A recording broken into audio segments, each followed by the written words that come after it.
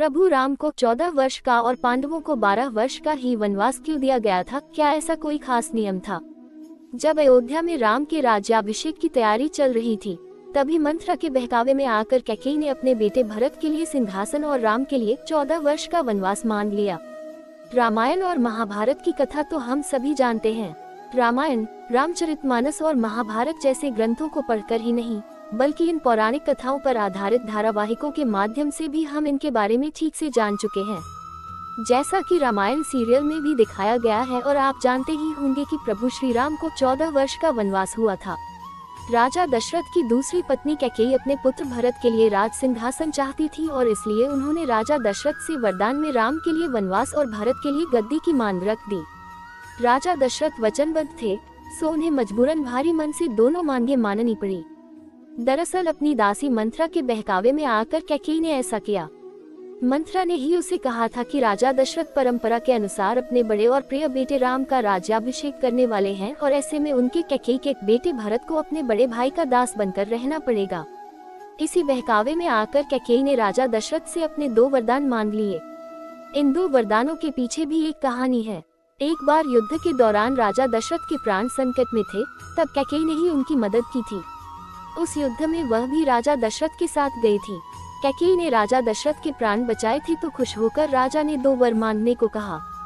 कैकेयी ने तब कहा था कि समय आने पर वो मांग लेंगी। जब अयोध्या में राम के राज्याभिषेक की तैयारी चल रही थी, तभी मंथरा के बहकावे में आकर कैकेयी ने अपने बेटे भरत के लिए सिंहासन और राम के लिए 14 वर्ष का वनवास मांग लिया। लेकिन सवाल ये भी उठता है कि 14 वर्ष के लिए ही क्यों? कैकेयी ने राम के लिए 10, 12, 15 या उससे कम वर्षों के लिए वनवास क्यों नहीं मांगा? ऐसा नहीं थी कि कैकेयी अपने सौतेले पुत्र राम को प्यार नहीं करती थी, लेकिन अपने बेटे के लिए राज सिंहासन चाहने के कारण उन्होंने राम के लिए 14 वर्ष का वनवास मांग लिया। दरअसल त्रेतायुग में भी रघुकुल में प्रशासनिक नियम हुआ करते थे। एक नियम ये भी था कि यदि कोई राजा अपनी गद्दी 14 वर्ष तक छोड़ देता है और वापस नहीं आता है तो वह राजा बनने का अधिकार खो देगा। यही कारण है कि कैकेयी ने राम के लिए 14 वर्ष का ही वनवास मांगा। प्रभु श्री राम भी कैकेयी को बहुत प्रेम करते थे, सो उन्होंने हंसते हंसते मां की इच्छा पूरी कर दी। उनके साथ पत्नी सीता और छोटे भाई लक्ष्मण भी वनवास को गए। हालांकि भरत ने राम के खड़ाओं को सिंहासन पर रखा और खुद गद्दी पर कभी नहीं बैठे। रावण वध के बाद श्री राम के वापस अयोध्या आने पर उनका राज्याभिषेक किया गया। महाभारत में भी एक ऐसा ही प्रसंग है जो मन में सवाल पैदा करता है। जुए में बाजी हारने के बाद कौरवों ने पांडवों के लिए 12 वर्ष का वनवास और 1 साल का अज्ञातवास मांगा। कुल मिलाकर पांडवों को 13 साल राजकाज से दूर रहना था।